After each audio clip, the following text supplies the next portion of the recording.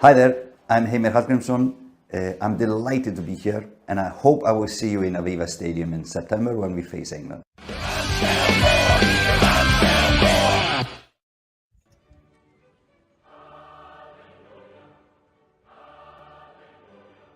Finally, after 231 days, we have a new manager. The wait is over, folks. Heimir Hallgrímsson, I'm butchered that already. The dentist from Iceland takes over from Stephen Kenny, and unlike John O'Shea, he's not a temporary filling. I'm David Dunn. This is Martin Prendergast. This is Lansdowne Roar. We are live, Martin, as we promised. We want to hear from the fans. We want to hear. Let me turn that crap off for a start. There we go. We are live, and we want to hear from you. Ireland have a brand new manager. Tell us what you think about it. If you haven't watched Lansdowne Roar live before, welcome, first of all, because I know we get a lot of new viewers on this. How it works is we talk about stuff. You hopefully listen, you comment, and then we chat. We read out your comments. We want you to get involved. We want you to have your say. This is Irish football's most interactive podcast. Martin, how are you doing? Yeah, the day we were waiting for has arrived, Dave, at last. I mean, this is, look at you raising a pint to it. Fair play. Guinness Zero, by the way. Responsibly, yeah. There are other brands available. We don't have a sponsor, but we don't. We would sponsor. If you want to sponsor us, Guinness Zero. Guinness, yeah. Or the real Guinness. I don't mind. Wow.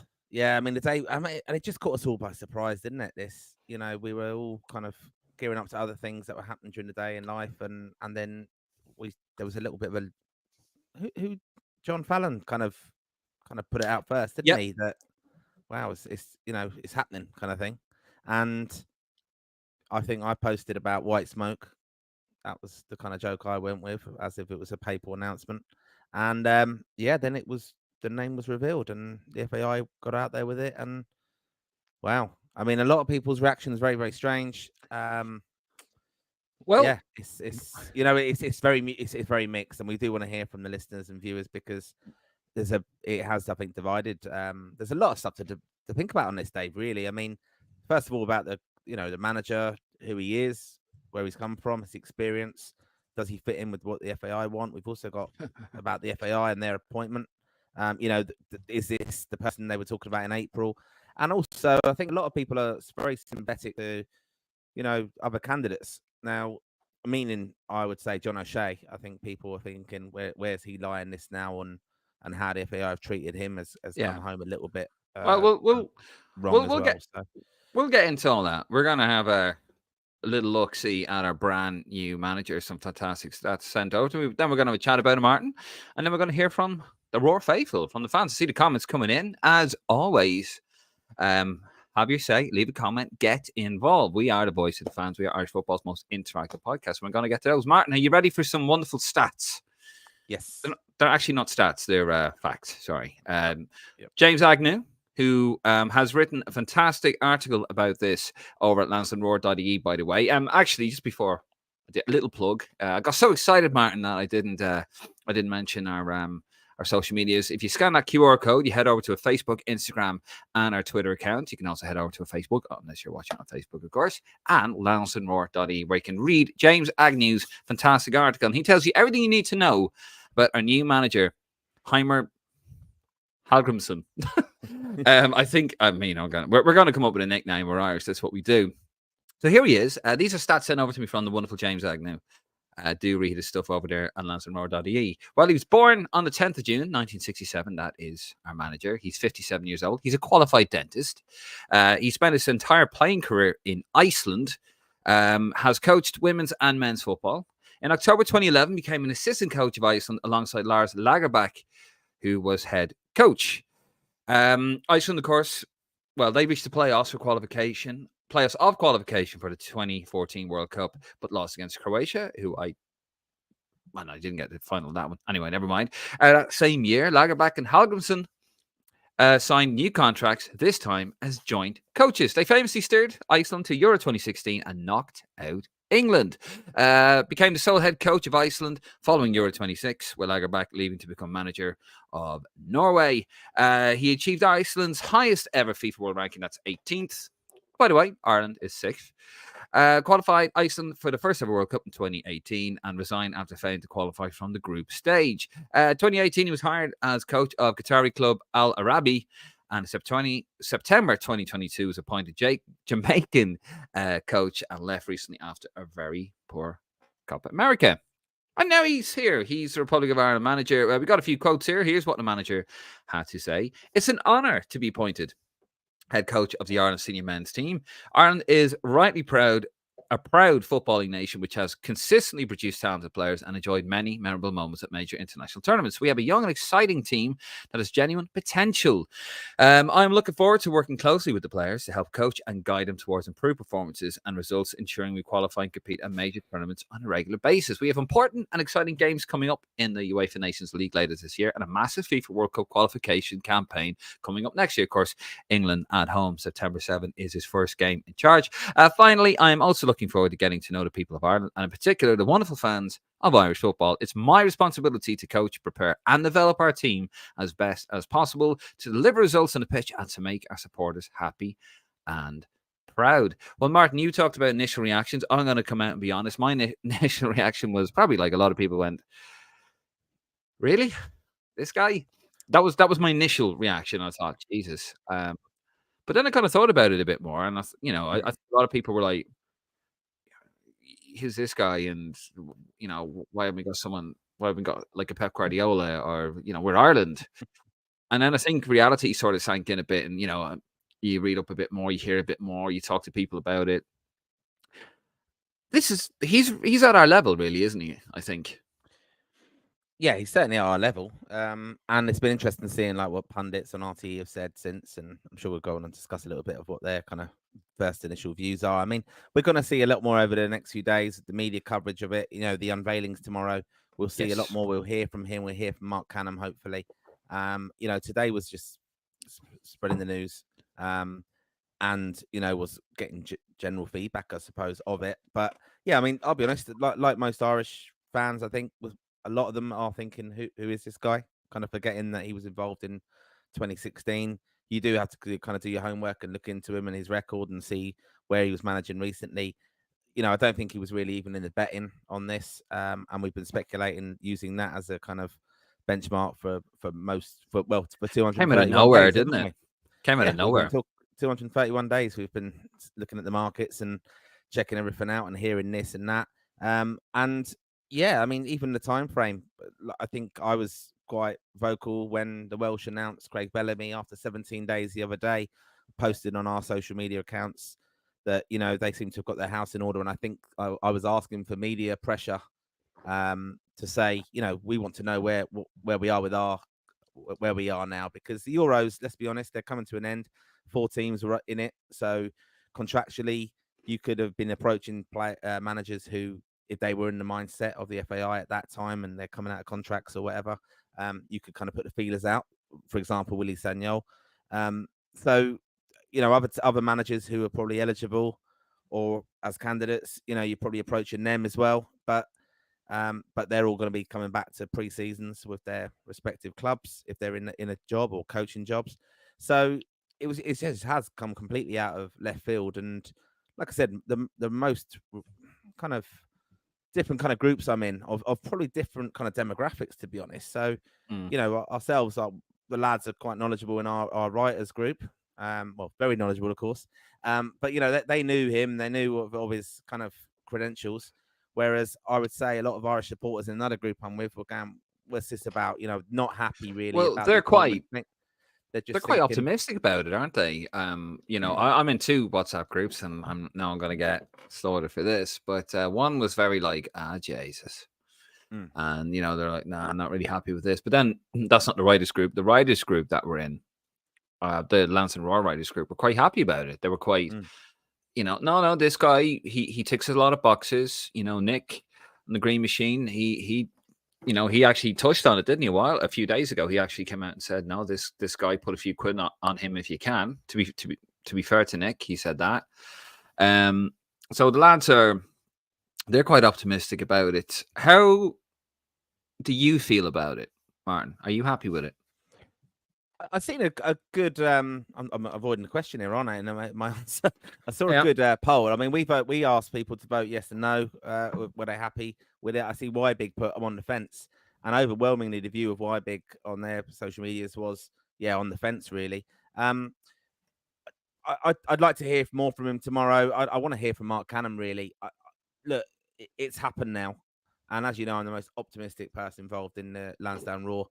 I'll just be getting behind the manager, and I'm interested to see a lot of other things with it now. I mean, I wouldn't have had any problem with John O'Shea getting it if they wanted to go down this. I think this is a big, it's a big kind of leap of faith from Mark Canham in that this guy is going to be part of his whole pathway thing. I've had reservations on this in the past. I think it's a massive investment in one person's idealism for Irish football. We've been there before with the two Dutch lads, and now this guy's done the pathway, and now this. Should we hear what he has to say? As a manager, yeah. Should we hear? Let's hear what Mark Canham had to say. Of course, now Mark Canham will be present tomorrow at the unveiling. That's Thursday at Abbottstown. Be David Carell. Sorry, I'm not that personal with him. David Carell, Mark Canham, and Heimir will be there at a press conference, which I can't wait for. And we'll be talking about that on Friday. We'll have another episode of Lansdowne Roar. Mark and I will be talking about that at greater detail. But of course, today's episode is about hearing what you have to say, what the fans have to say. But anyway, this is what Canham had to say. We are thrilled to announce Heimir as our new coach. Earlier this year, we identified Heimir as our number one candidate. His capabilities and experience aligned with our criteria. I want to get back to that. Not only does Heimir have significant experience at international level with 2 different countries, but crucially, he also has a track record of qualifying for major international tournaments and taking teams up in the FIFA World Rankings. It was also important for us that we recruited a head coach who's interested in the overall development of football in Ireland, as outlined in the FAI's Football Pathways Plan, and in particular, someone who's interested in the development of our underage international teams, both of which Heimir is usually passionate about. I also want to thank and pay tribute to your mate, Martin. Now, he hasn't said that, I've added that bit in, but John O'Shea and his staff who have guided the team through recent friendly internationals, preparing the team impeccably, creating a brilliant environment for the players and achieving positive results on the pitch. Very interesting comment he says there. Earlier this year, we identified Heimir as our number one candidate whose capabilities and experience aligned with our criteria. Now, he had an in-house interview Heimir did with the FAI. It's on Twitter there, and he was asked, when were you approached about this? And he sort of very quickly went, just earlier on. Now, but I think we'll find out a bit more about that tomorrow. I'm sure the press pack over in Dublin tomorrow. I won't be there, sadly, myself, too short notice. But I imagine they're going to really hammer home on that when were you approached, because obviously we were promised a manager in February for the Nations League draw. We didn't have one in March. Then we were promised one in early April, and then by late April he told us the process is not complete. And now all of a sudden we've kind of got a manager out of nowhere, which is kind of mad.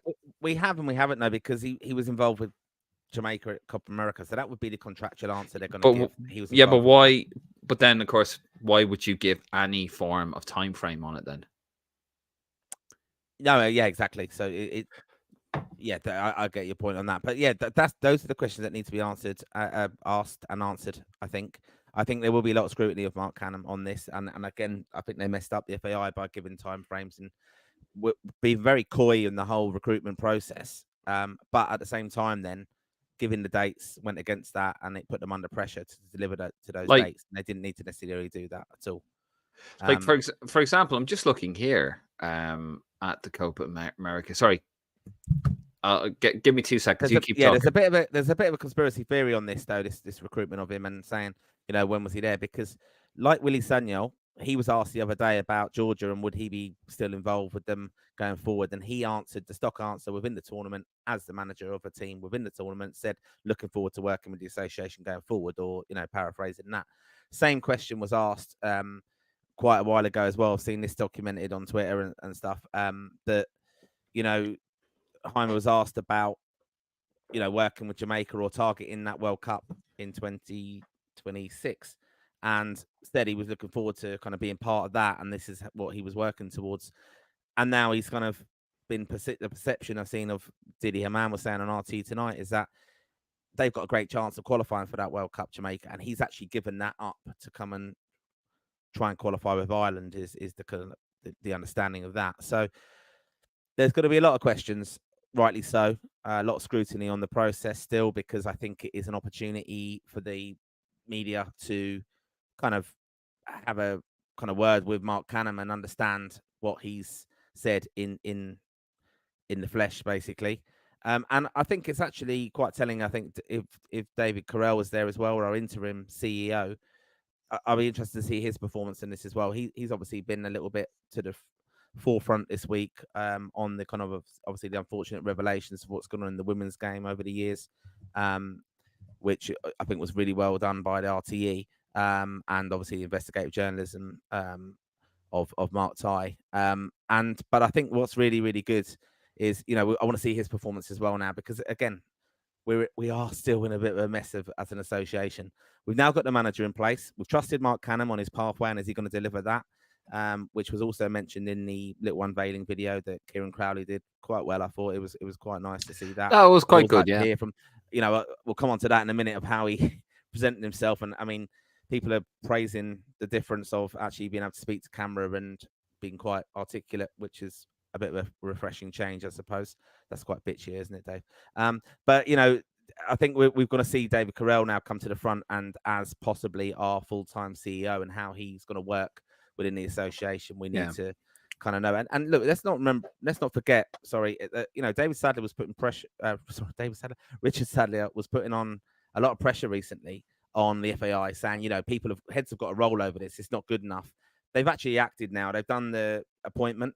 But the board are definitely going to be under scrutiny as well. But up front tomorrow is going to be David Carell and Mark Canham, and they're going to be asked the questions. And how they handle themselves is going to be interesting. I was just in a bit of revision there on Jamaica. If anyone out there is watching, I'm trying to find, I think Jamaica were they invited to the Copa America.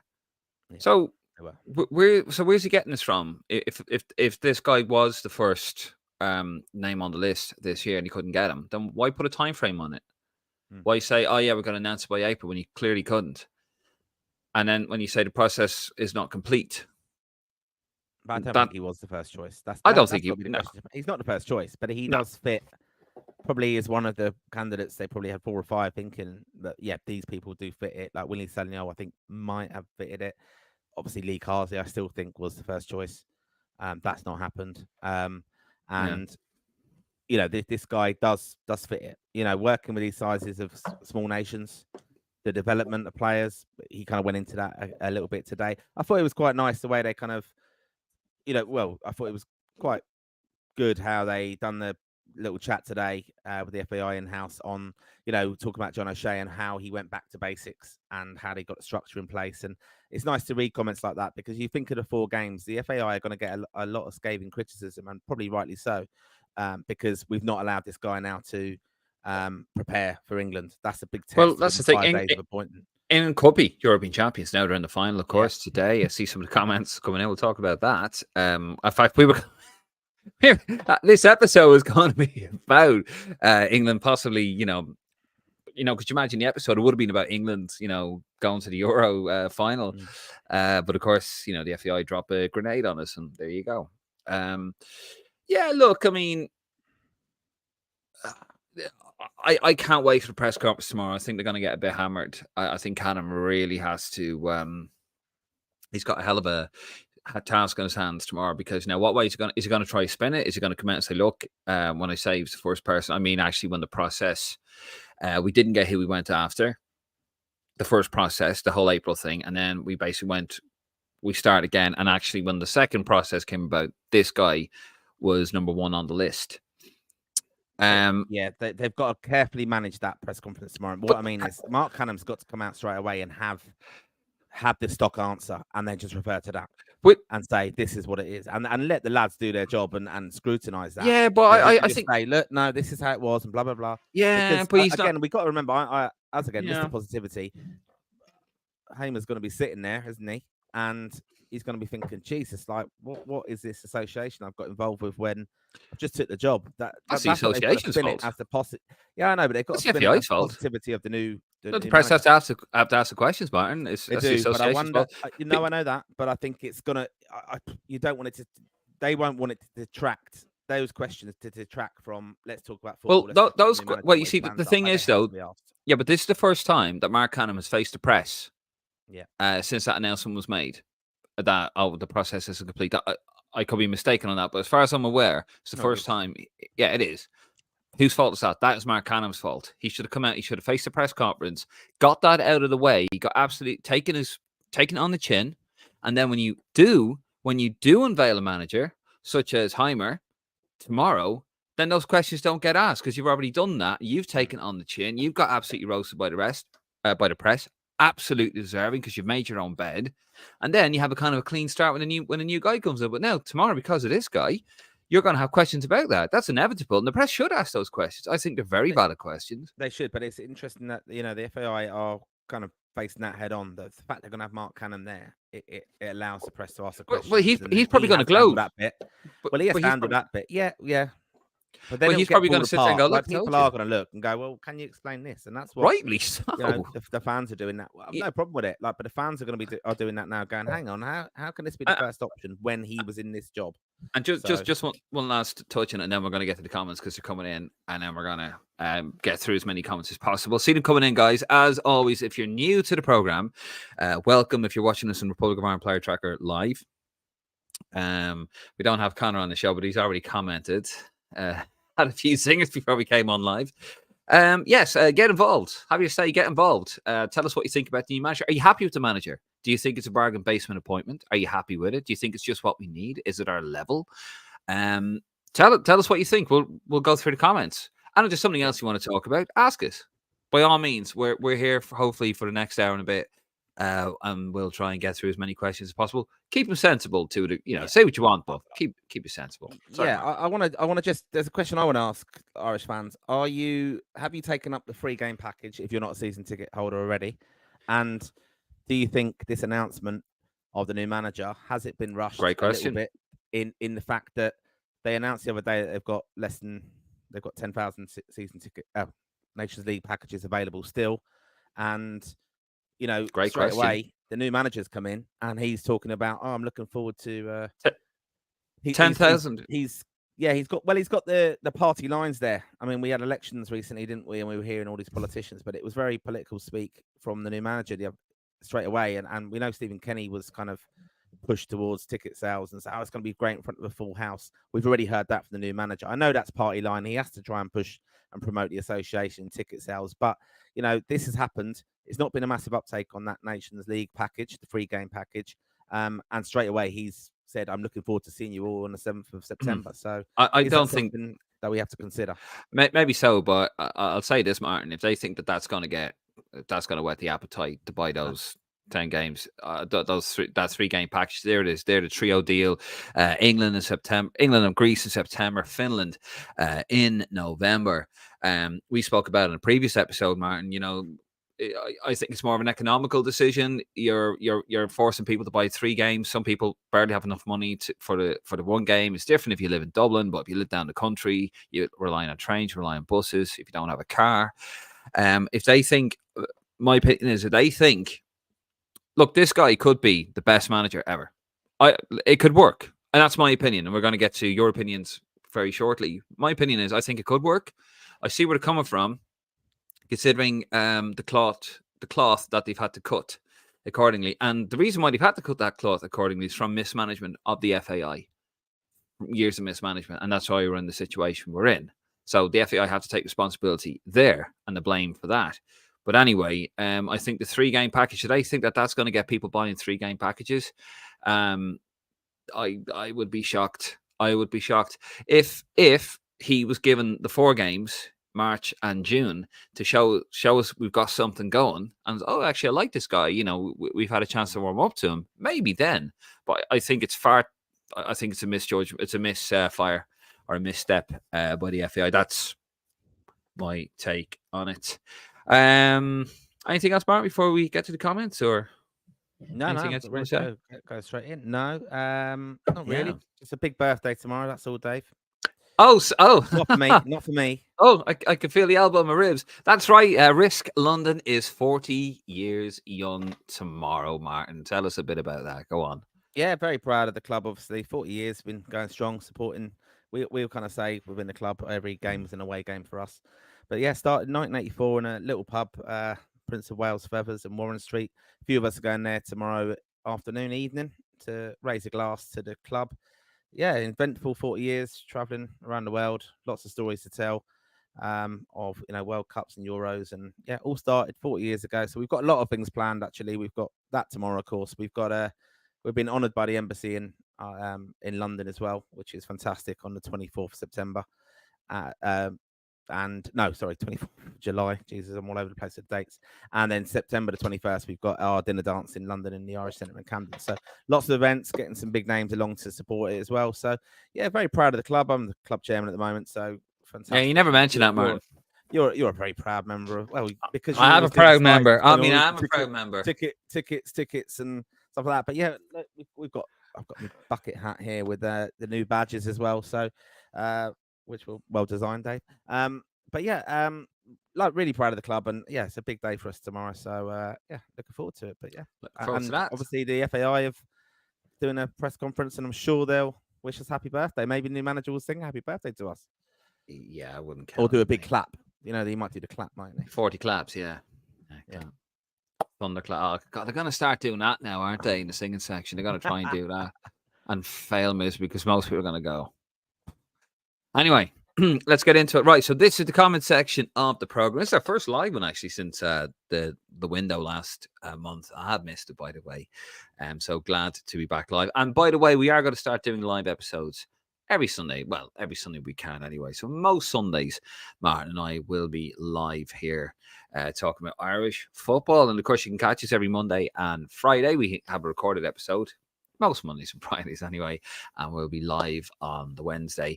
And as I said, if you're new to the podcast, this is where we go into the comments. This is where we hear what you have to say. You can ask anything. You can agree with us, disagree with us, whatever you want to do. But we're going to get into it now. Before we go into that, Dave, let's announce that we are obviously a limited production team. We don't have a producer. We don't filter these. We just read them. So yeah. And people have chats and they go off on tangents more than I do. So we'll do our best. So, yeah. We'll do our best. So if I might read something out I'm not supposed to, I do apologize, but it's just me and a mug of coffee. Right, here we go. Sean Bon Jovi, how you doing, Sean, over on Twitter? Dental plan. But Lisa has braces, or Lisa needs braces. Dental plan. Remember the line? Yeah. Yeah, sorry. Showing my age. I mean mine. I'm delighted with this appointment. Good man. I mean mine. Bit of positivity there. Stephen up Spain. England obviously facing Spain in the Euros this Sunday. Martin, I'm going to put you on the spot. Who do you want to win between England and Spain? I want Spain to win, just with the rivalry, but I've no problem with England winning it at all, to be honest, because I'm going to give you the argument for that just very quickly. Is it just inspires Irish lads are watching that, kids growing up, they know all the household names of England. It's years and years on now from all the real rivalry with England, and that will inspire people to take up football in Ireland and support them like the women have inspired. And I think that's just really important, and no problem with it. They're going to win one eventually.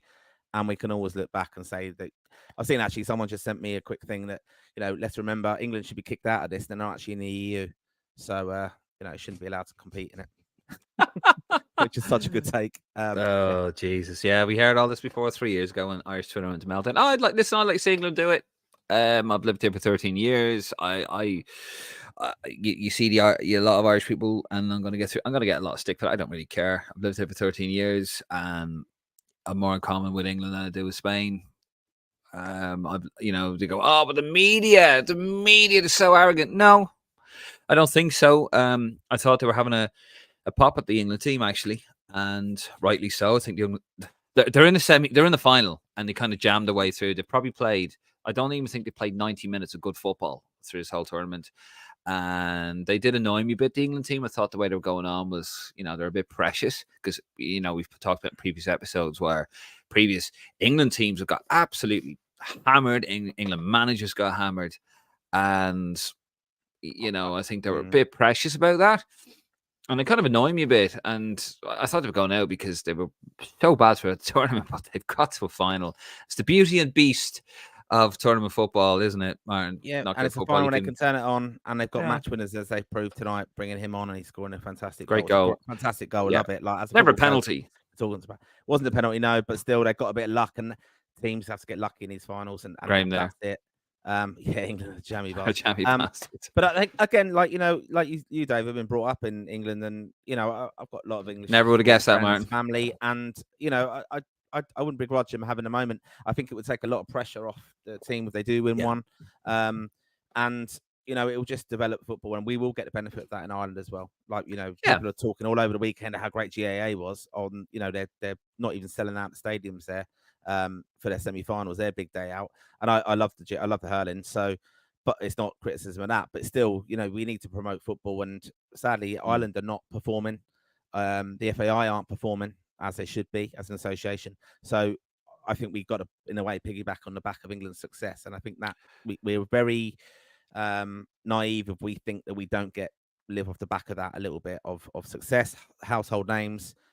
The kids are wearing them shirts, Man City players, Foden and things like that. You are looking at that as inspirational. So it'll be sad to see Declan lift it, but it could happen. I thought he made him laugh. He fecked up, didn't he, for the first? I'm trying not to curse. He fecked up for the first one, didn't he? Which I thought was hilarious. But there you go. We'll move it on. Graham Farrell again is certainly an interesting appointment, particularly as he has no chance to work with them until the England game in September. Massive handicap there. P. Ireland. John O'Shea must feel like Millhouse's dad when he got fired. How do you think John is very quickly, Martin? How do you think John O'Shea? Feel about that? I'm getting the vibe that he's not going to be in the backroom staff. I'm interested to see what they announce and ask about that tomorrow. I think John O'Shea, I'm gutted for him, to be honest. I think he did really, really well, settled the ship, and give us a very good, steady hand there. I'd like him to go away now, get really good experience, a coaching job. And I'd also like to ask a question of the FAI as well. What is this within the pathway? Obviously we want Heimir to do very well, but who is the next person in line for it? Is it going to be they're going to recruit from within? Are they lining up John O'Shea, for example, in 4 or 5 years' time to kind of come in as that person to replace him when he's got the experience? So, yeah, I feel sorry for him though, because I think he's done a really good job, and I think that shouldn't be overlooked. Okay, Nathan Fitzpatrick. Sorry, Iceland fans, the Viking clap is ours now. I think they can have it. Nice, to be fair. Connor, go to Dave. Sick of you already. Prendy carrying as per. I think Connor needs to go to bed there. I think he's had a few lemonades. Connor, Stephen Ring. Got to be honest, when I first heard the announcement, I was annoyed and thought it was a joke. But the more the day has gone on, I'm okay with it. I'm a bit like that too, Stephen, to be honest. I must admit, at first, like, oh, Jesus, really? Then you think about it, you kind of go, this is where we're at.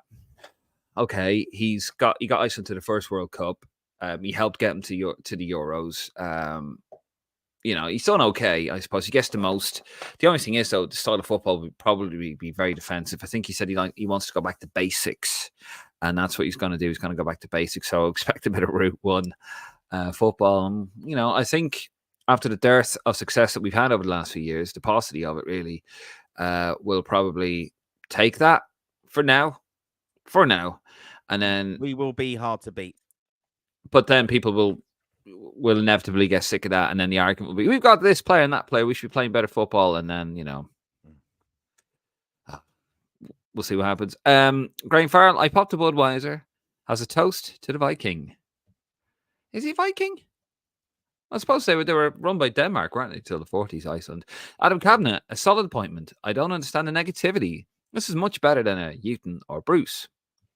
I heard earlier on a comment was made to me that Neil Lennon and Chris Coleman has a better CV than this guy. Would you agree, Martin?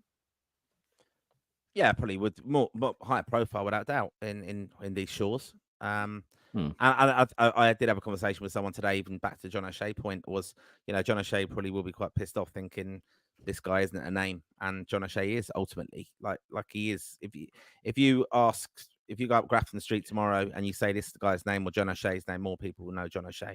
Well, it's not just about the profile. He doesn't have a name.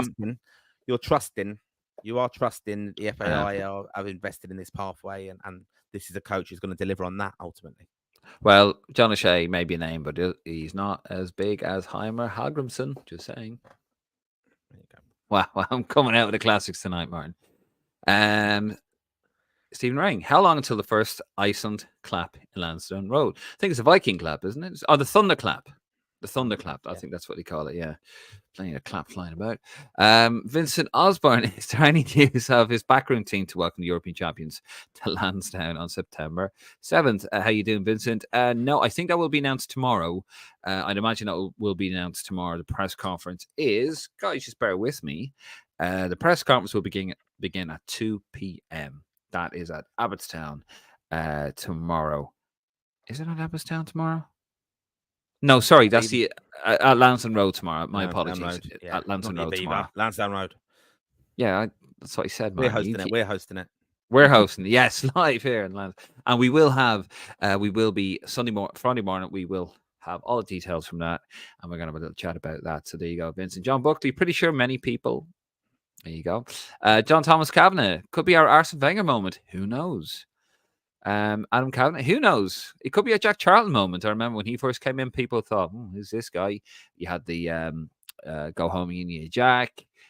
He lost his first game, and then, the rest is history. Although Jack did have a world-class team, to be fair. So who knows? Adam Kavanagh, also Jacob Ryan revealed as type 1 diabetic and as a new ambassador for Diabetes Ireland. Fair play to him. I did not know that, Adam.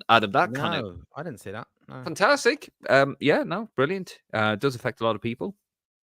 I did actually see Jacob Ryan was having some one-to-one kind of physio work in physical sessions with David Roach, who a former guest of the podcast, and doing very, very well, David. So brilliant to see him working with our high-profile Irish players and getting them ready for action. Okay, there you go. I did not know that, Adam. That's fair play, I suppose. Unfortunate, but fair play. Cormac Murray seems very underwhelming appointment. Maybe it was best we could hope for, or maybe not given Hallgrímsson enough respect. Probably a little bit of. Yeah, I think Cormac is that. I think we lose the run of ourselves a bit, Irish fans, and I'm guilty of it. And we hype things up, we hype players up. I think we kind of build a bigger picture in the head than we should. And I think it's about our level where we're at. When you look, we always big ourselves up a bit, and that's fair enough. We're Irish; it's what we do. But if you're on the outside in, you're kind of looking at going, well, you haven't qualified for anything. The last qualifying campaign was a disaster. And it was a disaster. Only beat Gibraltar, and then the one before that wasn't great either. So, we're in a very bad place. We're in a very, very bad place at the moment, and hopefully he's the man to get us out of that. Graham Farrell, bet he can't wait to sink his teeth into the job. Oh Christ, Graham, we're battling for the prize of crap jokes. El Pablo, surely the fact he's never too long without a job is a good sign. Yeah, I think he's a diligent coach, Martin, isn't he? He seems like a very diligent, straightforward coach. And, to be fair, we've said that. We've said that in past episodes, is that these boys just need a bit of direction. And I don't think they haven't had it, have they? They just need someone who can set them up and organize them. Yeah. And that's exactly it. And you got to remember, though, some of the most admired coaches and managers in football, Jose Mourinho, for example, Jurgen Klopp. I'm not going to compare this guy to them, of course, but they didn't have the most overwhelming, fantastic football careers themselves. He seems to be of that kind of generation, but he's worked his way up, and you've got to admire that. He's done it off his own back, and he's got to the very top of international football to some extent. And now he's taken the biggest job in these islands. Yeah. God, it's so good. He's got nothing on us. Nuri, how you doing, Nuri? Previously, I thought O'Shea would get it because he was the cheapest hire. Now I cynically think it's Hallgrímsson because the FAI found an even cheaper option. Maybe, but that's where we're at, unfortunately. And that is the fault of the FAI because of financial mismanagement over the last few years. John Buckley, I'm sure many people in Ireland were saying, who? Yeah, I was at first. I had to put in Wikipedia, and he does have a decent record. Like, what I will say, guys, watching this, he is a diligent coach. He's not terrible, and he could be exactly what we need. And then it could be a complete disaster. Pat the Baker, welcome, Heimir. Looking forward to a fresh start. Raymond McInerney. Was Klinsmann not approached? Don't think he was, Mark, was he? Is that not heard anything on that? But all I would say is, Klinsmann would have been like Trapp. It would have been coming for wanting big money, brilliant profile, in for the short term. Whereas I'm hoping this guy is going to be as part of this. I know I keep going on about this pathway, and that's the thing that the risk is associated with. This guy's coming in, and he's very much in mind with what the FAI want to put in development through all the ages and that working towards that basically. So that's where I think Heimir fits in. 100%. Sorry. West Coaster, unwhelmed at first, but now optimistic. HH is a good fit for where we are now. He took an unfancy team to 2 tournaments, worked with championship level players, good communicator, and decent human being. Stephen Ring, is Dave on the Guinness celebrating? Well, Guinness 0, Stephen. I had 1 can left. I was actually, do you know, I stayed up till 5 a.m. watching the UK election, Martin. And my Guinness there, I was very happy to see the Tories voted out. That's all I'm going to say about that. Try not to make it too political, but I was very pleased. 8 years. Feels like we had an acid trip for 8 years. We're kind of waking up from the hangover. But anyway, Pat the Baker says again, welcome, Heimir. Looking forward to a fresh start, says Pat the Baker. Like a fresh loaf of bread in the morning. Have you ever had Pat the Baker bread, Martin? Yeah, of course I have, yeah. I haven't. You've never had a Pat the Baker in your life. Bet you haven't even had King Crisps, have you? No, potatoes. Potato. But you never had a King Crisp? Oh, yeah, the yellow potato. I have had the King's Crisp. Yeah, yellow potato, perhaps, with the crap Northern Ireland one version of it. No. These things, Jesus. And snacks? Is it snack bar? Snack bar, Cadbury's, yes. Very good. Jesus, Dave. I've been to Ireland. I go to Ireland a lot. I've got a family live in Ireland. Don't know about that. Jesus. Danny Thomas James Spratt. He's got 4 flags. Nope, me neither. Paul Brown. Anyone know what he's like? Football style discipline or good crack discipline, Paul? That's good. Whatever that means in football terms. Yeah. Steve Staunton, eh? No, I think he's very disciplined, very defensive. I think he works at what he's got, and I think he'll, as Martin said earlier on, he'll make it very hard to beat. He did say in his interview today, it is on Kieran Crowley's, the FAI communications director, friend of the pod, and also on the FAI Twitter. There's an interview there, about a 6-minute interview. And he talks about, I like to go back to basics. We've gone from possession-based football, as he said, under Stephen Kenny, to a more pragmatic style. I'm paraphrasing there, of course, under John O'Shea. Back to basics, I believe, is what he said. And he likes to do that. So I expect just a very simple style of football. And when you're at international level, you can't overcomplicate it. You really can't, because you don't have enough time to players. Anyway, Jason Gu O'Donovan, because Arsene Wenger managed at international level, a comment saying that this could, response to a comment saying that this could be our Arsene Wenger moment. Aaron Aries, how you doing, Aaron? Very underwhelming and definitely wasn't in our top 4 to 5 candidates. But let's get behind him now in September and beyond. Absolutely, Aaron. Look, at the end of the day, we got to get behind this guy. He is our manager. We got to see what he can give us. England first game, could be European champions. We need to give this guy a chance. Let's get behind him. Powell Brown. Best of luck to him. Thankfully, the search is over. Powell Brown. Back there. Paul Brown. I'm in full flow. I haven't done this for a while. I haven't done it for about a month, so shut up. Mark Fitzpatrick, is Nick feeling smug after calling it? I'm sure he is. He was posting enough about it. Aaron Aries, it's also €25 for a plate of fish and chips in Reykjavik. Hashtag fact. I've never been. I really want to go to Iceland.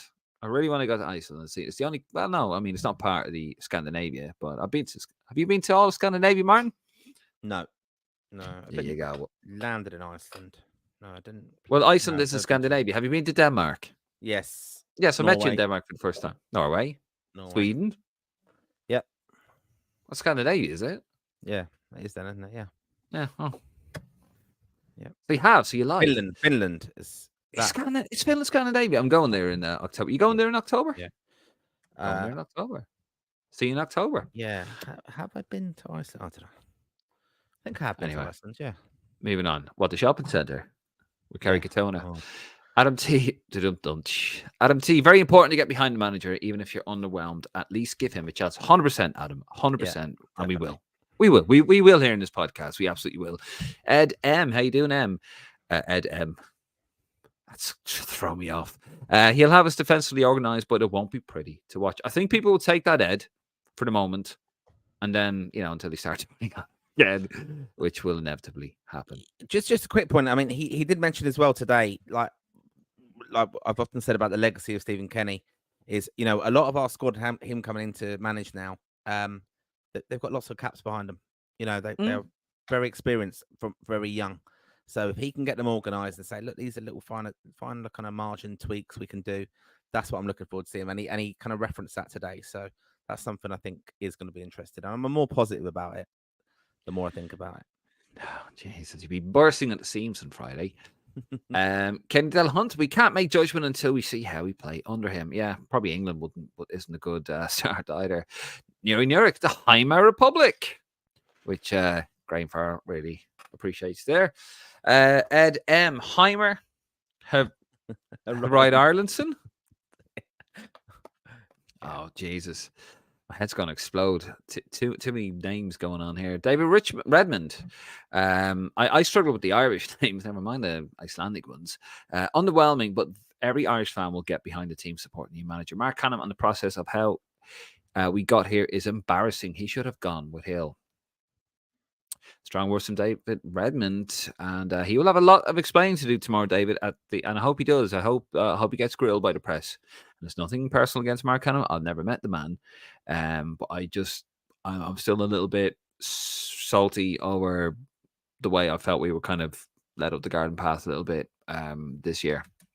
And he has to explain himself. You got to be open. You serve the public. You got to be open. He's a civil servant without the label. Anyway. Reed McLaughlin, best we can hope for is what we go back to. Sorry, the best we can hope for is that we go back to winning the games. We should win and getting the big result here or there against the big teams. He has shown he has done that at least a little bit. And you know what, Reed, I do agree there. We've got a good side. We've got the makings of a very good, well, not a very good side, but a good side, a growing side with tons of potential. And I do believe, we're an attractive option. Graham Farrell, Jamaica have only got a great chance though, because Canada, USA, and Mexico all already qualify as the hosted, so they've only really Honduras and Panama to contend with. That was to qualify for the World Cup, I presume. Keane Greeley, how you doing, Keane? If we approached him in January, then we tapped him up as he has a contract until 2026. We would owe compensation to the Jamaican FA. Good point.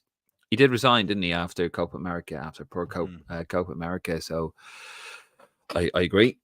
West Coaster. That's the key thing on that, though. If he's resigned, then that's him ending his contract. He's not entitled to the. But I'd imagine be on more money with the FEI. Jesus, it would be like us now, innit? We owe them bloody loads of money. Like sports directed. Yeah. West Coaster. Great New York Times article on HH from 2018. He liked to meet up with hundreds of fans in a pub before games, reveal his team sheet, and discuss tactics. I'm not making this up. Do you know what? If he's like that West Coaster in Ireland, we're going to love him. We're going to absolutely love him. He's going to fucking hate us.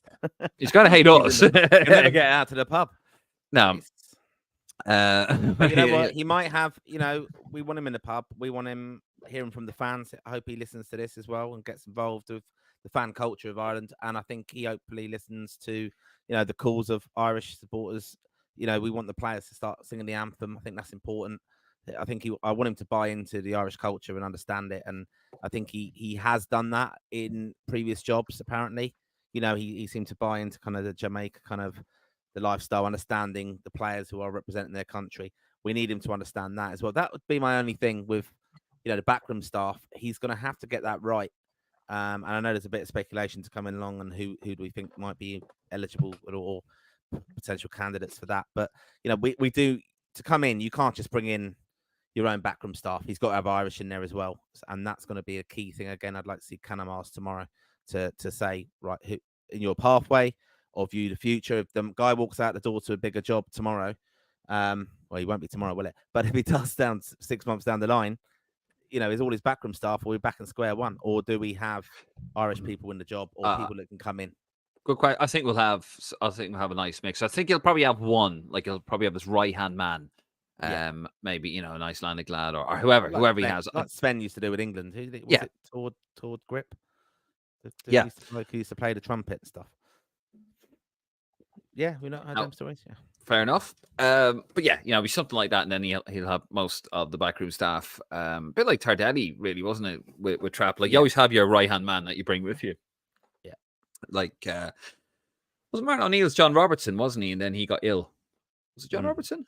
And then Keane got in there as well. So yeah, no, I hear you. And yes, hopefully it is an Irish backroom staff, and you have somebody there to groom to take over when he does go. Yeah.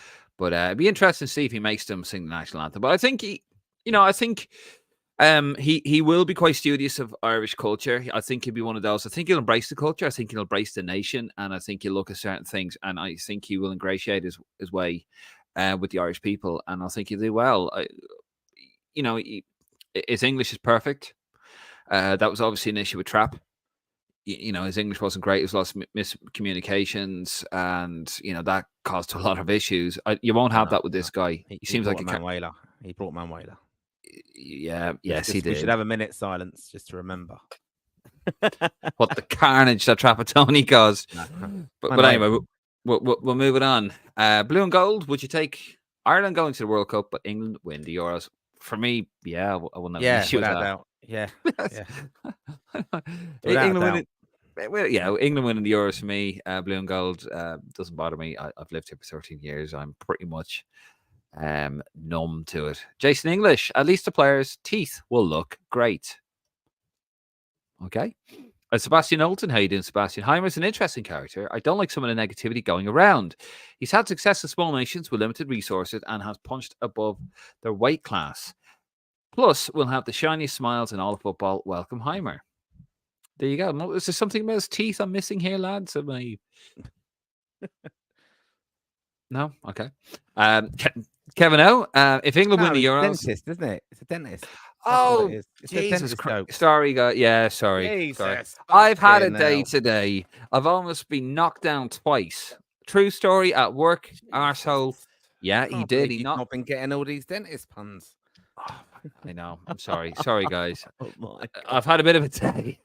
Yeah, fair enough. That's on me. Kevin, if England win the Euros, do we have to give them a guard of honour onto the pitch in September? Declan Rice would love that. Could you imagine? No, that's just... Don't worry, the place will be half empty. Irish fans go in late anyway, so they won't have to see it. Normally. But a reason to stay out. Or a reason to bring back tennis balls and launch them at him. That's going to be interesting, man. I'll tell you that. Like, well, it depends what time it's going to be at, but God Save the King. First time God Save the King played at Lansdowne Road for a football match. Yeah. Ooh. Kenny Delahunt, I'm happy with the appointment. Good man, Kenny. Shane, lads, he's backed Mason Greenwood and tried to get him to convert to Jamaica. Red flag considering the week the FAI have just had. Of course, we're talking about the abuse there. Well, I don't know, Shane. Is that before the allegations came out against Mason Greenwood or afterwards? I think he's. My understanding of that is kind of since, and that Mason Greenwood kind of out of the kind of the high profile of Man United, for example, and away, and he has done a big recruitment drive of bringing in players who are eligible to granny rulers for Jamaica. So I wouldn't, I think one thing to be very clear on with that, there's other people's jobs, not just the manager to find and recruit players who are eligible. It's not necessarily the manager going around looking at ancestry.com to see who is eligible. That's done by people in the background. It certainly is with Ireland. Our manager's not coming now and looking for, he done this and he sounds like he's got an Irish name. That's not how it works. It then becomes a pool of players that you can pick from. Then he has to consider, is he available? Do I pick him? But it should really come from the association in that situation. He will do a Charlton in terms of he will turn the granny rule up to 11, which is good. No harm in that. So obviously the Mason Greenwood thing, that's a whole. I don't know about that. That's a whole different ball game. And not a very unsavory character there. Graham Farrell. I genuinely let me start again. I genuinely hope it works out for him, but it's a genuinely weird appointment. I'll give him the backing and see how he gets on. But when I got sent a message today, I was like, that has to be bullshit. I was a little bit too. And then, well, because John Fallon, that's when I saw it. It's like, oh, and I went on to it. And then it's like, I saw the name, went, okay, there you go. And then all of a sudden, Martin, you sent the video, the FEI video, went, okay, yeah, there you go. Apparently, they only flew him in, didn't they? Today at like 1 o'clock. Very late. And to be fair, Matty Turnbull and Kieran have done a good job getting out the announcement and the videos and things. I like seeing that. I think it's obviously engagement with the fans, and that's your first announcement. If you don't have that, you just have a name and you have people not understand them. I think it's important that you do hear from the manager on the first day when you announce him. So even if it is in that kind of concept. Fair. Ryan Kelly, I'm backing Heimir. He has a tough run of first games. A lot of managers would have shied away when they have England as their first match in Dublin. Back him, give him time. Optimistic that this could go well. Yeah, look, we got to be patient. We got to give him time. I think, though, England's a free swing, to be honest with you, Ryan. And I think, to be honest, I see what you're saying, but I think it's a free swing. They'll turn around and say, well, you gave him no time. I think this Nations League is a free swing. If we get relegated from this Nations League, I think it's a free swing as well. Finland are notoriously tough. Greece, gave us a hiding last year, and England could be the European champions. And if we get relegated, it wouldn't be the end of the world, Martin, really, would it? Because we probably have a better chance of qualifying for the next Euros. Yeah, that's it. Yeah, in Group C. Glenn Forbes, the FAI promised a big name manager, and in fairness, that surname has a lot of letters. Ryan Kelly, going to the match September, lads. Hopefully meet you both before the game. Absolutely, Ryan. Say hello. We will be around as always. Our Raw faithful. We do love you guys. Actually, make it what it is. Mark Tangny. Sorry, Mark, if I'm butchering that, I do apologize. I mean, I think if you've been watching the podcast long enough, that is my gimmick. I butcher names. Not like Martin, though, but as a Donegal. I think he could be good. Brian Barry Murphy could be a good shout for his number 2. Brian Barry Murphy did step down as Manchester City coach, didn't he? Youth coach after winning the Youth Cup. Did he win? Or he won something? He did, yeah. He won something. He's won a thing, Mark. And now he could be making his way to Ireland. But we'll see. He could be. And he could be the guy next in line to take over from Heimir. Who knows? But we'll see tomorrow. I've no idea who his team is, unless as we're live and the press tends to get released, don't they? The stories for tomorrow's paper at about 11 o'clock. So we'll see. We'll see tomorrow, and we'll talk about it Friday. Fran Glancy, how you doing, Fran? On paper, and only time will tell, but a solid appointment. Has demonstrated an ability to bring limited squads to major tournaments. Ticks a lot of both FAI and fan requirements, and within budget.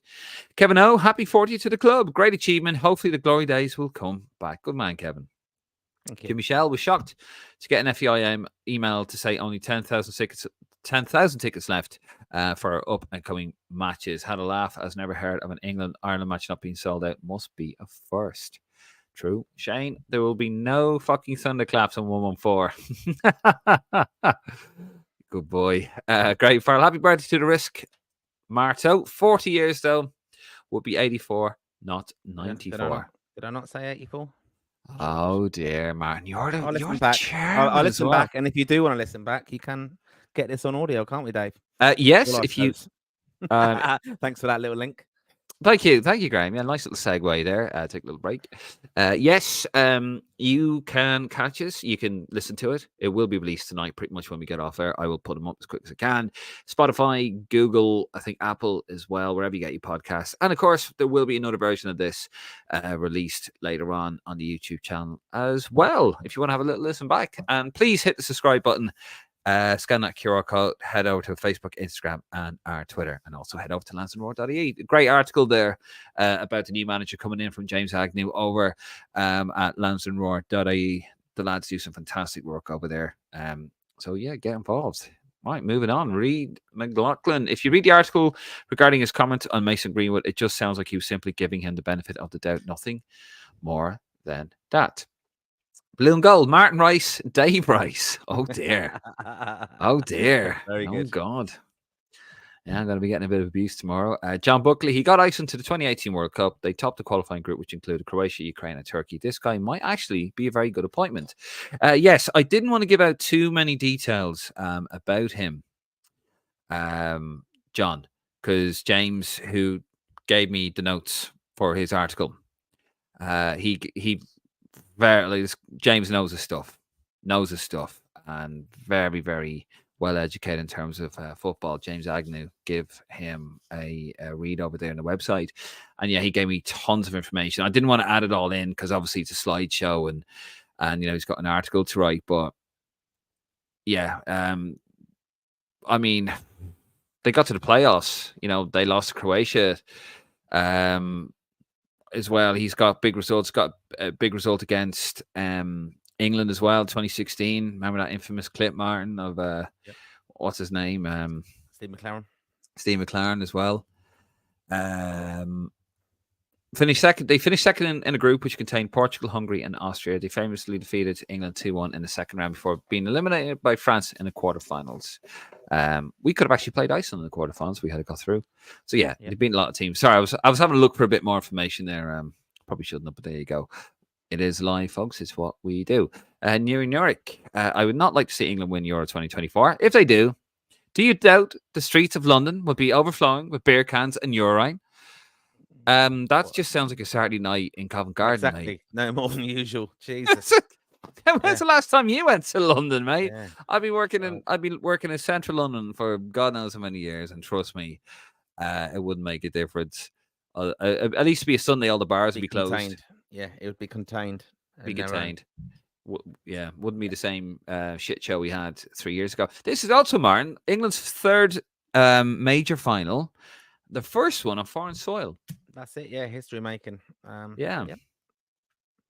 Yeah, it was. Yeah, it was history mad to see, really. And a lot of the fans were over there. It's just pure jealousy. I'm looking on and I'm thinking, I wish we were there. And fighting with the Dutch, the Serbs. Yeah, I mean that was interesting, wasn't it? Jesus, I mean, the Dutch fans attacked the England fans. Yeah.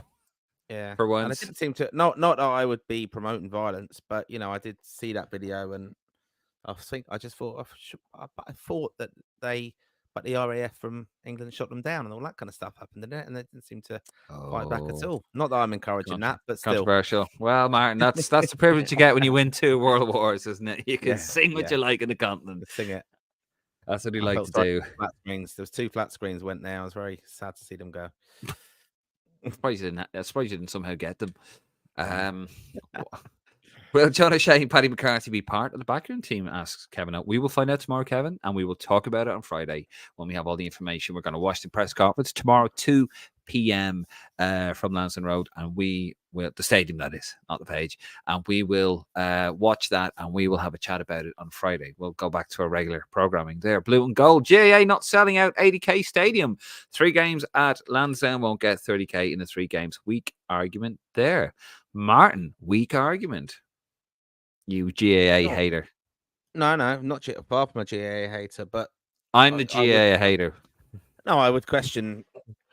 They're semi-finals of the All Ireland, aren't they? And they can't sell it out. That's got to be a question of GAA on the ticketing price in there.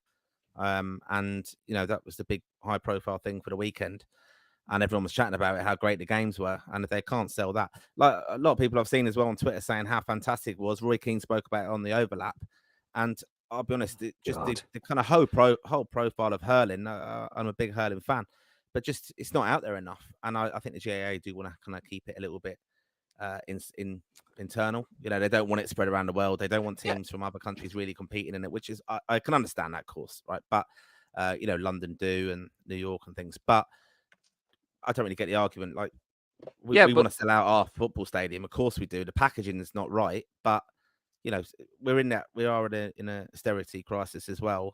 I think the FAI have got it massively wrong on the ticketing. Don't get me wrong on that, but at the same time, the GAA have also priced that wrong, that they can't sell out their 2 biggest semi-finals. You couldn't get. I remember you couldn't get a GAA semi-final for love nor money. I remember I've been to 1 GAA match. Bit of GAA.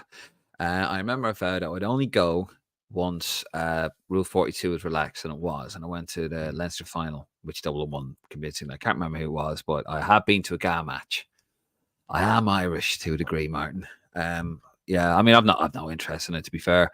But I do think the GA are quite insular, and it's amazing. Like, they went with Sky and have exclusive games on Sky, and if they've made, I think that now they're on BBC. They're on the BBC now. That's the thing. The profile they've always been on BBC. Channel 4 used to show them as well. Yeah. But like, they're making a big thing of BBC. Like Darragh O'Brien was covering it. I mean, last year they had pulled out Paul Mescal and Patrick Kilty. So they are trying to get it TV interest on it without doubt.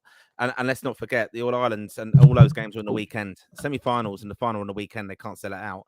We're trying to sell a 3-game package, and 2 of them are midweek games. In a midweek, yeah. And one's an early kickoff on a Saturday. So, it's travel as well. If they make that 2:00 kickoff, that's an early start. I spoke about it today about the 10,000 tickets that they've got left. Right? It's easy. They're really alienating that 3-game package is alienating people who've got to take off work around the country to be able to get to the games because there's no infrastructure of transport. We've spoken about this before, but and the FAI, I'll be honest, the argument from them was, but if you can go to the England game and that's the one you really want, you could give the tickets somewhere else. Like, why have you got to do that? Put the infrastructure in place. Put coaches. We've got to deal with Air Coach, like as one of our principal sponsors. You put Air Coaches and you run them up as special coaches to Cork and Limerick or wherever. You make it accessible as possible. You do it. Yeah, that's it. You do that part of a deal. But they don't do that. Part of your ticket. Like, this is where the FAI need to sit down with fans and go, right, what is the major issue for you? How do we get as many people into that stadium from around the country? When you live in Donegal, good friend of mine, friend of the pod as well, lives in Donegal. There's no train service. He's relying on buses, and it's a big ask. The FAI should be running buses. I was shocked, right? I remember back in 2009, I think it was, when we played in Thomond Park, Australia. I think we got beaten 3-0, and I couldn't get back. I couldn't go to it. It was the first Ireland game I'd missed in years in Dublin. I missed one I'd missed one. Yeah, it was the first one I'd missed in Ireland for about 5 years because I couldn't get back. I was like, that's ridiculous. How can you? And I said, do you not have like a travel coach? Oh, no. And the woman in the FAI went, no, we don't do that. And my response to that was, do you not think you should? Like, that makes no sense to me. And I should work both ways. Transport in Ireland isn't great anyway if you don't have a car. And they need to sit down and work with the fans on this. Engage with the fans. Talk to the fans. Get them into the ground. What gets you into the ground more? What can we do for... There's a lot of... that's the amazing thing I find. There's a lot of educated people that are Ireland fans. They have jobs. They work in marketing. You know what I mean? They work in these sort of things. They work in events. They come from all different backgrounds. And you should be sitting there. You could get that information. You could get that expertise for free because of the passion they have for the game. And they should be picking those brains. That's my take on that anyway. Graham Farrell, I've lived in Scotland 7, going on 8 years. Have a Scottish missus, Scottish mates. Wouldn't be supporting them, but would rather them win than Anglo-Saxons in the south. They're half German anyway. I mean, with the Irish, I think we got everything in us. Jason English, did Heimir manage the Iceland Blanchester? Wow. And they're all coming in. I mean, all the crap jokes coming out tonight. David, hello, David. There's another David. How is Smodix going to be utilised in a new manager's system, since he mostly uses 4-4-2, and are Casey McAteer and Tom Cannon just going to be super subs for the future? Or future, they have talent to start in the future. I think we would. Well, look, I know the manager uses 4-4-2. We probably won't use 4-4-2 with these players, or maybe I'm sure Martin he'll. Everyone will get a chance. Of course they will. Yeah, I mean, player, it doesn't matter that you. Schwannix just doesn't. A good player will play in any formation. That's where they're gonna and what they do, and in attacking, and when they do it when they're defending and stuff, to break it down very simply. I think he'll work with what he's got. He'll work with what he's got, and I don't think he'd be. I'd like to think he's smarter than just to kind of go, I play 4-4-2. That's all I'm going to play. I think he's got. I think he'll look at what he's got. He'll be pragmatic with it, and then hopefully, there's enough there. As I said, there's enough there in that team to play good attacking football against teams around our sort of area. And then, there's enough there, I think, then to close up shop and squeeze a result against the bigger teams. Yeah. There's Like we enough did there. years ago, but we do have players now. These players are very good technically now than they were Yeah, years ago. some very good technical and, players and, there. and you've got to utilise them the right way. Yeah. So we'll have to see. I mean, we don't know what he's going to do. We don't even know his backroom staff are, but we'll talk about that on Friday. Graham Farrell. Yeah, he's a name as a player. This is about Not John manager. O'Shea. This is me saying John O'Shea's profile in comparison to Hyder's. Yeah, he is. But again, like look at Vera Powell when she came in as the women's manager. We looked at her CV and it was brilliant, really. And we thought, Jesus, how do we get Vera Powell? And I think most people are questioning. Everyone kind of knew Vera Powell. If you read into it quickly, Vera Powell, you think, wow, she's managed here. This guy, you are searching for a CV and you're going, okay, Iceland, that's fine. But after that, there's not an awful lot in it. But and look, against the general public, when the paper, if you put John O'Shea Ireland manager, everyone will know John O'Shea in Ireland. They won't know this guy. And that's my point on the profile. That's going to change, Martin. They'll all Yeah. know I hope about it does change. Yeah, exactly. Well, a lot of people wouldn't have known necessarily Trapattoni in certain circles, in a sense. Do you know what I mean? Okay, yeah. Time-wise, yeah. From a different generation. Yeah. That was it. Generation. Yeah. No, I get it. Rory McLaughlin. And by the way, before people go that I knew who Trapattoni, yes, but we mean like younger fans, because all his success, most of his success came in the 80s, didn't it? He was that generation, and of course he sort of went a little bit to obscurity in the Austrian league, didn't he? I think we got him from Red Bull. Red Bull, yeah. Yeah. He managed Liam. He managed Liam in Italy, didn't he? He did. Great manager in the 70s and 80s. Won everything in the 70s and 80s. Kind of went through a dodgy time in the 90s. Bit of a renaissance in the 2000s. Of course, he was national manager for a while, Trapattoni. And then he went to RB... Leipzig. Leipzig's Germany. Yeah, Red Bull Salzburg? Yeah, that's it. Yeah, why not? Rory McLaughlin. At first, I was surprised, but on reflection, he has international experience. Just happy we finally have a manager. Need to get behind him and the players now. Good stuff, Rory. Absolutely. Rory McLaughlin, we don't need a name. We just need results. Of course, those aren't exclusive, but hopefully he'll be a breath of fresh air in a sense. Being hard to beat would be great with where we are now. Jim Bear, how you doing, Jim? Nice show as always, lads. Thank you very much, Jim. Great day for us Irish-American fans. Ireland has a new manager, and United States national team finally fired a terrible manager, Greg Berhalter. Didn't they turn down Jesse Marsh, Jim? I could be wrong on that one. And did he take over Canada? I read somewhere. I mean, I don't follow the US national team, but yeah, no, good stuff for you, Jim. Yeah, good day here. New manager. Tories out. Very happy with that.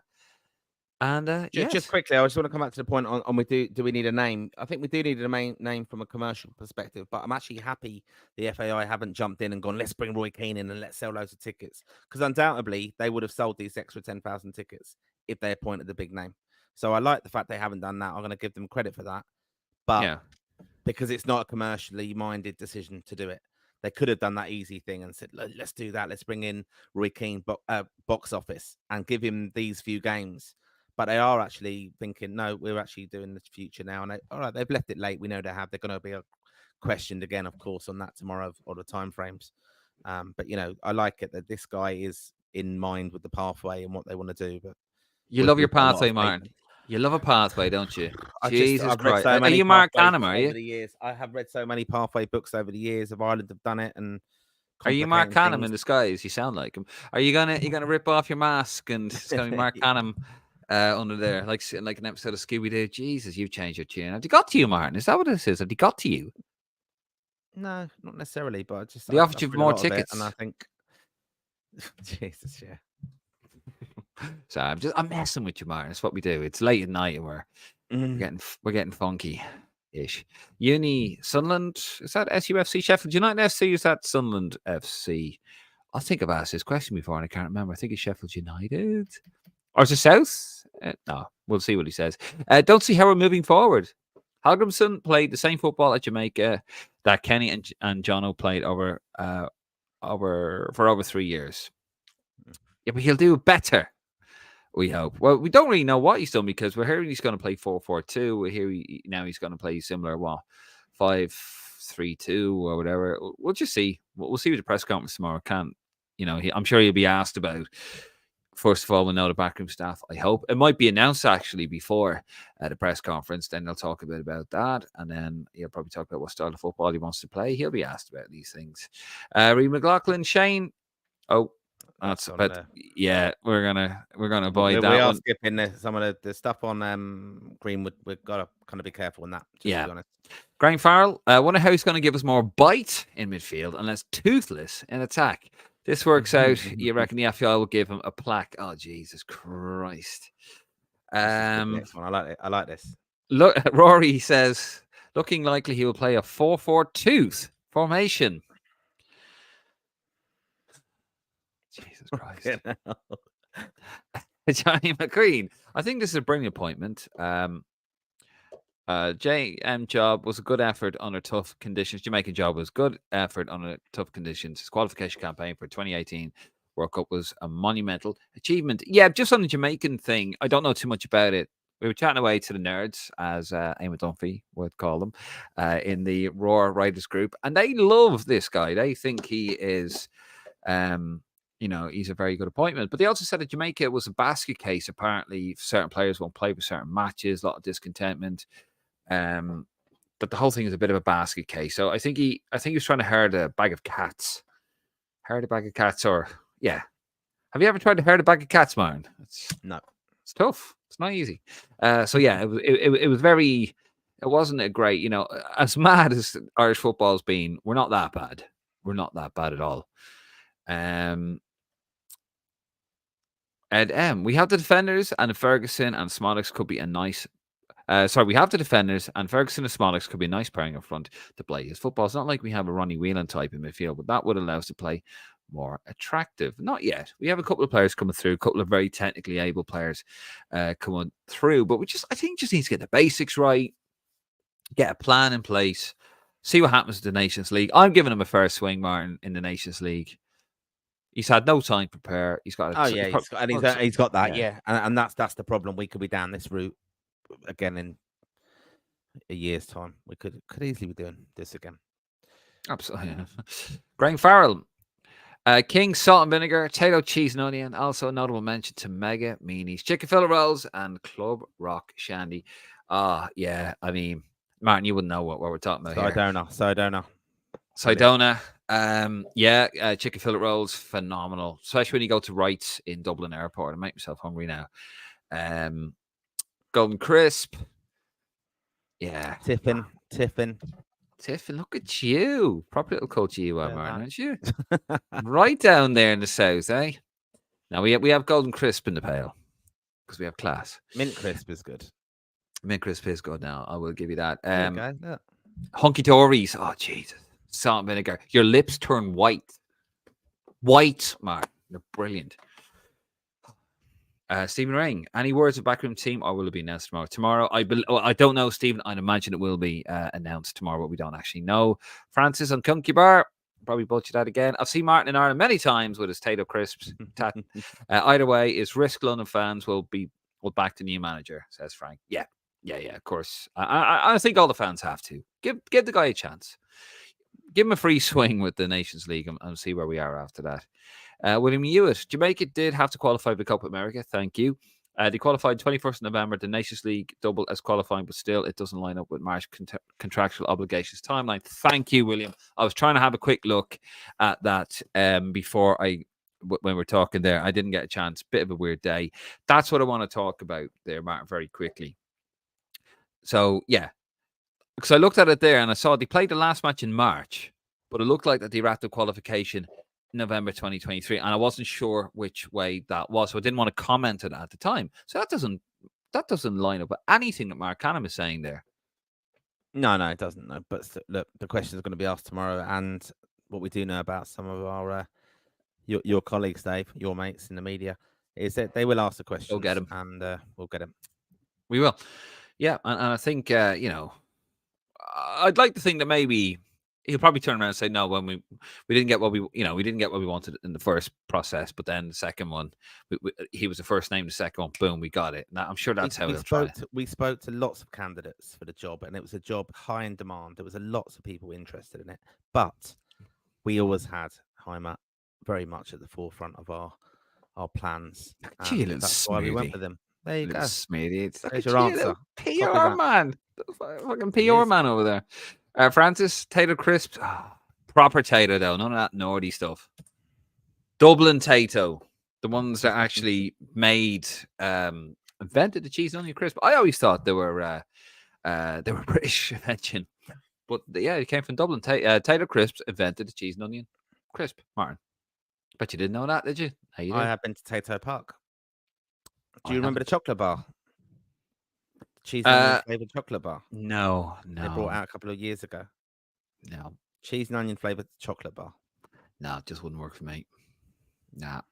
Graham Farrell, Iceland, Norway, Sweden, and Denmark are Scandinavia. Finland is the Balkans. And Nurik says Finland is Baltics, not Balkans. And then Graham says, yeah, it's cold, but it's in the Balkans.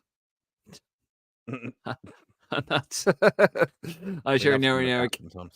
He does, and I'm sure Nurik is doing his head in. Are you sure that's 0-0? Very much so, Graham, and it's bloody lovely. I can't drink too much of it. It's a bit of a gateway drink. I started to drink it the way I used to when it wasn't 0-0. Raymond McInerney, Barnes, Blissett got to play for England. No granny rule. That's true, yeah. Born in Jamaica, yeah. Sebastian Knowlton, and in the day that Greg Berhalter became available.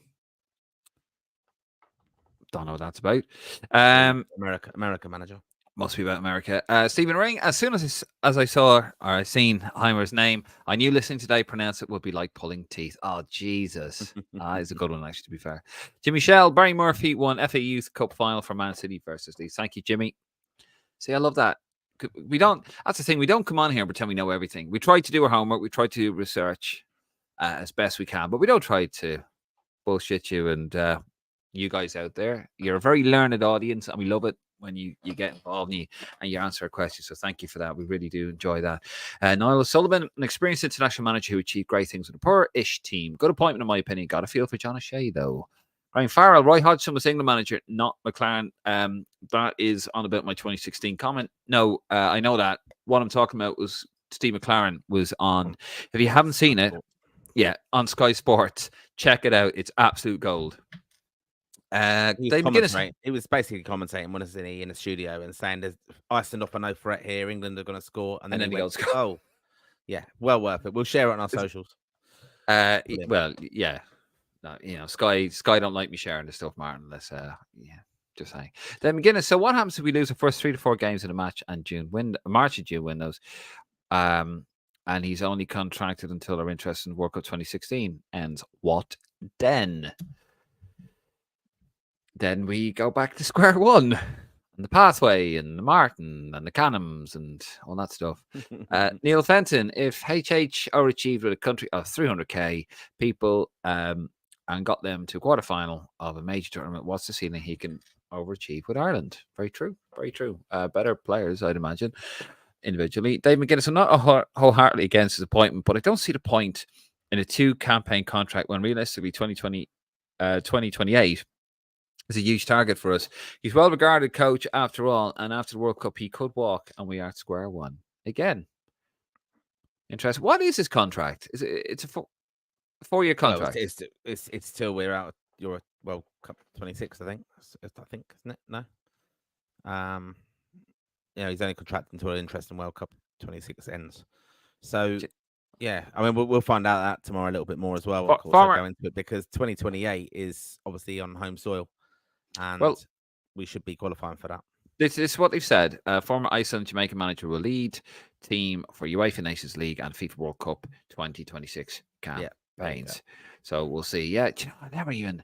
Sorry, folks. I've had a really weird day. Then we get an Irish man in to lead us to 2028. Yeah, to win it on home soil. Although it won't be in. No, final. Yeah, no. Talk is rich. All right, lads, love the pod. I'd be curious to know what style of play he will implement. Will he progress with positive passing or will he go back to a more solid, restrictive style of play? Talk is rich. Thank you very much. Welcome to the pod. I'm not sure if you've been on this before. It's been so long since we've done a live one, but every Wednesday now we're going to be live. As many Wednesdays as we possibly can. I reckon the latter. I think it'll be more restrictive style of play. and then he'll probably take it from there, to be honest. Stephen Ring, if you break down the ticket costs individually, it's not terrible, but asking fans to shell out for the three of them in the one go is a bit much, especially when the cheaper options always sell first, which normally leads to just the premium levels. Agree there. We did go through the price, Martin. They're good value, but it's the cost. We have a cost of living crisis in Ireland. They're good value, but they also had to be. They were kind of benchmarked against the season ticket price, so they couldn't be excessively. They had to work out as part of that deal as well. So lots of you had a calculator. I think you had your toes out and everything trying to do the maths on it, Dave. I think you still got it wrong. That was on the outtakes. Oh, yeah, it was. Yeah. Yeah. Thanks for that, Martin. Yeah, we record that again. No. Yeah, we had to do that again. I got it completely wrong. I think was that a late night? No, it was an early morning. Sometimes I'm doing this and I'm not at my best, and I got it absolutely horribly wrong. But that's on the outtake, so that'll never see the light of day. Thank you very much. Graham Farrell, is that not only for the BBC Ulster Championship that it's on BBC? I think they show the All Ireland as well, don't they, on BBC? Yeah. I watched Dublin win the last one on BBC. I think I bored, so switching off the crack. Reid McLaughlin, quick thoughts on Alan Brown and other player moves. Alan Brown apparently going to Sunderland. We did touch on this in a few other episodes. Strange one. I think John Egan going to Nottingham Forest, I believe, is a free agent. Alan Brown turned down a record deal, didn't he, as well? So, but apparently going to Sunderland. So I imagine just going to offer more money, Martin. Is it? Yeah, good move for him. He's got to get the payday, I suppose, and been there. And I spoke in the last one about, he probably wants to push himself with a team he thinks is going to be with, fighting for promotion rather than Preston maybe not aligned with where he thinks they should be or what they're doing. He's given it enough time, I think, there as captain as well. So goes with it, their best wishes, of course. Adam Eder, probably close to getting Celtic sorted. Bit of talk, isn't there, about Troy Parrott coming obviously back with Tottenham, but they're going to look to sell him. And different players are moving, so it's going to be interesting because we need these players now to be playing. I wouldn't be surprised to see anyone come in for Schmodix.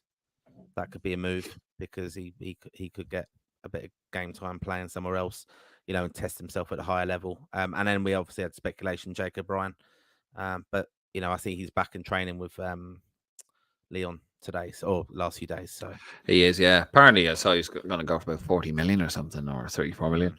Anyway, Rob, we're going to lash through the last few, approaching 2,500 viewers, by the way. Thank you very much watching us live.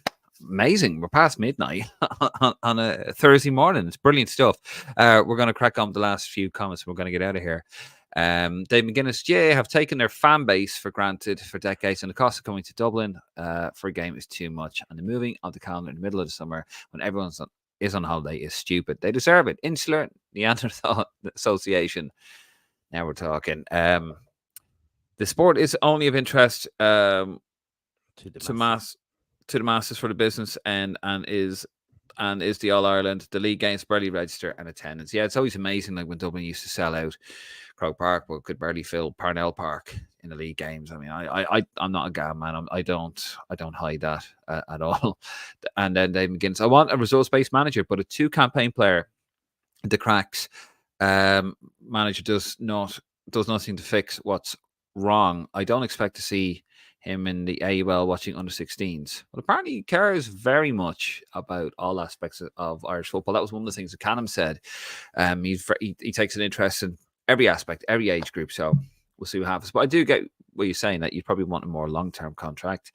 Dave McGuinness again. Give it a season. John O'Shea, he was a great player, but has no credentials to be manager of a national side. Shane Brown, delighted with the appointment. Did a good job with Jamaica over here in a shit show setup. We'll get behind him. Are you in Jamaica, Shane? Good man.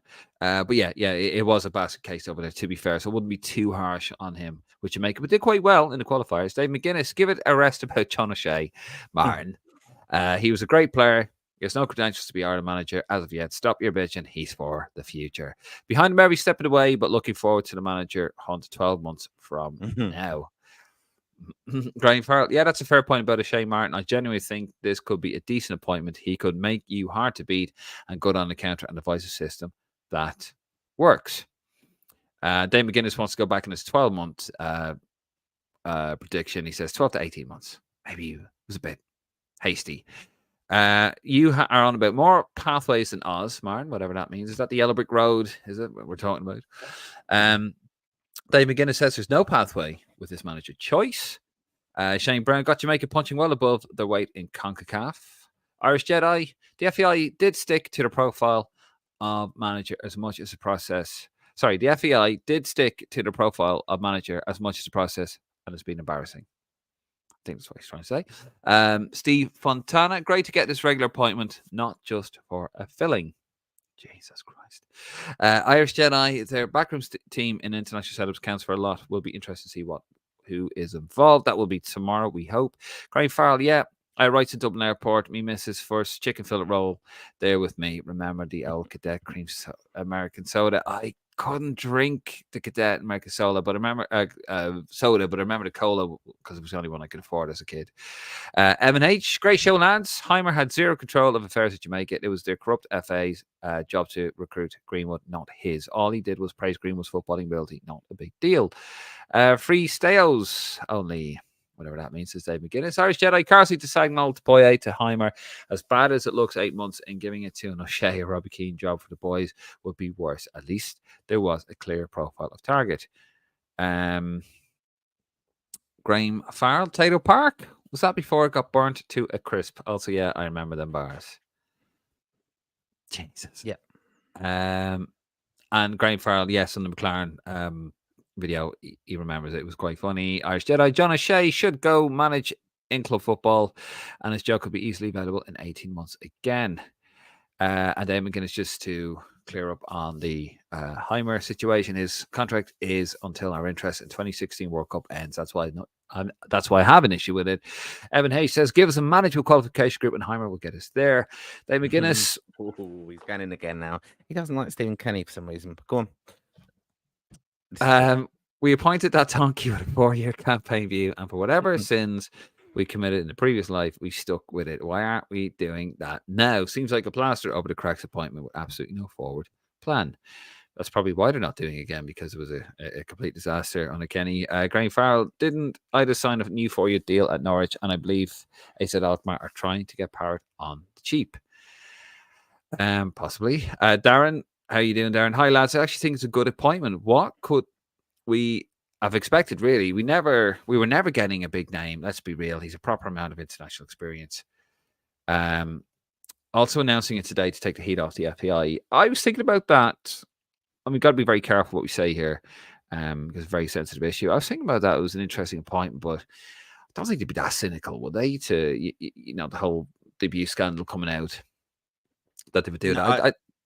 No, I don't think so. No, Jesus, it'd be ridiculous if they did. I mean, look, that's a question to be maybe asked. And again, David Carell will be there tomorrow, and they probably will talk a little bit more about that. They're not shying away from it, the FPI, to be fair. They're not, no. And I know he done a press conference he done the statement, didn't he, outside the front of the FPI the other day. But yeah, it's a testing time for the interim CEO, and he's got to get it right. And there's a lot of other stuff going on in the background, obviously, with these ticket sales. We've got to remember all of the RTE fantastic kind of show on a very hard hitting issues, of course. It's overshadowing the fact that Ireland's women are playing on Friday against England in the Nations League. It's going to be a real tough test for them as well. But yeah, all this is going on at the same time, and I've always questioned with the FAI how they kind of handle these kind of things. Like they're a business, they're an association. They should be able to do that multitasking. Instead, it just goes from one to the other to the other. So this is now, it will overshadow it, but I think there should be more transparency within the association. That okay, what's happening with this, and then it just seems to kind of overshadow even the women playing now. And this has happened, and whereas you should be celebrating all these little things or dealing with all these issues and having a bit of leadership out there. I think that's the real test for it. And also asking the question, even on the tickets, right? You've just announced to our fan base, we've got 10, we're not going to sell out the Lansdowne Road. Why aren't we? And what are your contingency plans? Like, are you just going to accept that commercially, that they're not going to sell 10,000 tickets? Or are they going to turn around and go, we're actually going to have to go back on this deal, but they're going to have to run it at a loss, because they've got to equate that and calculate the free game ticket thing for the England game to make as much money as possible, because the other games are just not going to sell anyway. So you might as well just say, right, whatever the deal is, they've got to maybe reevaluate that, but do it that it doesn't piss off and antagonize the people who have committed to the free game package already. But I think that's a question that should be asked, because I think it's a damning, it's indictment of the FAI that they failed commercially on this. That there's 10,000 tickets for a game, for an England game, the highest profile game in our group. That is the absolute number one game for Ireland fans. Yeah. England at home. Very excited about the appointment, says Cantona's Cats. A clean slate and a young enough manager. USA 26 and Euro 28 generally feels slightly more possible now. I think he'll bring excitement to the Aviva. Yes, David Giddis. Irish potatoes equal free potatoes. Northern potatoes equal honey dories. Christ. Cantona's Cat asks, sorry to ask, but is Nick still around? Haven't seen him in a while. Missed his thoughts on Portugal's Euro journey. Nick is back with the Green Machine, and we wish him absolutely nothing but the very best. It's all good, but we're just doing some great posts as well. Like, did some fantastic posts, and brilliant insight. We have been digging him out on. I think he has got a half and half Portugal Ireland shirt. Is that right? I think he posted that today to us. Yes. But no, all good, and offers some great insight on the Green Machine page, especially on like players coming through and things like that. So doing very well with it. No, fair play to him, and we wish him absolutely nothing but the best. Dave McGuinness, don't underestimate the FAI's desire and ability to defect. Darren says, I wonder will he appoint his own backroom team? I hope he does. We become harder to beat at home and have a fighting chance in every game like the old times. If we go down fighting. Stephen Ring, expecting Cannon to try and skirt around all the questions about Heimir's contractual obligations. We better brace ourselves. I think they'll go from Graham Farrell. Haven't seen the documentary, but I have heard they've dealt with it quickly and have open investigations into, which is good. But the joke of selling the tickets in blocks of 3 is madness. We're going to leave it there, folks. Thank you very much. Just past midnight, 20 minutes past midnight. Over 2,500 people watching us. Fantastic support as always. Thank you so much. I miss doing the lives. Martin's missed doing the lives. We're going to be back doing them every Wednesday. We'll try to do as many Wednesdays as possible. Sometimes we might not be able to do it. Real life gets in the way. But we are back doing the lives every Wednesday, 10:30. Wednesday, we're going to be live. Of course, Monday and Friday, we should have other episodes out. Martin, we've enjoyed it, haven't we? Loved it. We've got some fantastic insight tonight. Very fantastic involvement. 2,500 people viewing it. I would put it out there to you all. We've got less than 1,000 subscribers. We've done the numbers. We've looked at the stats. We've had the analysis done from Prozone, and 2,500 does not transfer into the subscribers we've got of the show. So you need to subscribe, please. It does help us. Might not help you, but it does help us with lots of things that we're doing in the background and plans we have for the show and for the pod going forward. Yeah. So some big games coming up following Ireland, following Heimir. Following Heimir. Following Ireland. And, we want to just make sure that we're with you and the voice of the fans, and it will enable us 100%. to kind of do that. 100%. Yeah. Basically, we kind of what we were doing, we weren't able to deliver the show we wanted to deliver last was. So we brought it back a bit, Martin. We sort of started a little bit again from scratch. We relayed the foundations, and now we're kind of moving forward, and we're bit by bit, we've got the regular programming in. Now we're doing the lives again. We're going to start doing a retro program as well. And we're going to get back into more stuff that we absolutely love going forward. We're going to all the games this year. And we've got so many fantastic plans. So do please give us a subscribe on YouTube. We're trying to grow the channel. And just any sort of support you can give us would be fantastic. But listen, brilliant stuff. And on our Facebook page as well, I've been raiding the memorabilia boxes, as I did the other day when I shared my photos from a disposable camera for when I went to the Faroe Islands in 2005 and met the greatest Irish footballer ever, Roy Keane. Even though you can't tell it's him in the photo. But look, I'll be doing lots more of that as well, because I've been told to clear out loads of crap I've got, although I call it Irish memorabilia. And And we will be posting a lot more of that kind of stuff as well, because we've got great interaction to that little story of my travels with Risk London, who celebrate. Well, we're actually 40 years old today. Happy Just gone. So I'll birthday get the to mention in you. there again.